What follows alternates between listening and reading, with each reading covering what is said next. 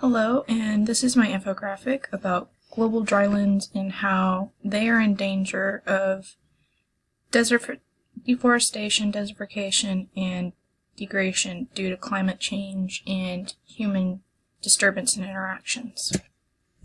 So, I chose my color because most of the dryland soils has a reddish hue to it due to iron.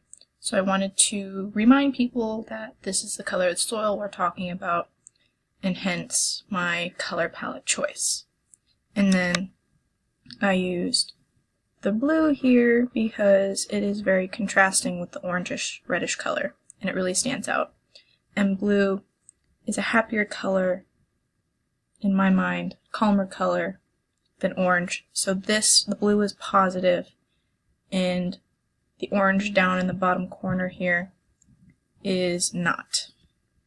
And then, sidetrack from that, I did not use a template, I created my own. And using rule of thirds, I placed information I wanted to be looked at first up here in the top hand corner, down to here, and then over here. So you want this part, and then this over here. And then using focal points, the spiral of degradation is here, and that is our focal point. And behind that, the next focal point is the big map here, showcasing all of the mini drylands on a global scale.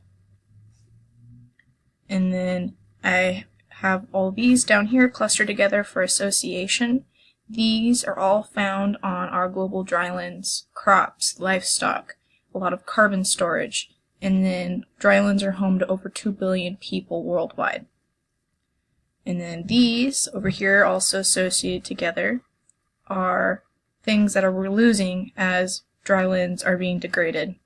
And this is what some of it's used for, and this is what a degraded dryland looks like, using images rather than words. And then here, play on that, using words in images to convey a message. So, that is my infographic.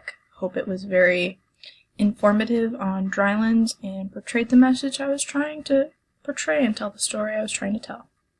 Thank you.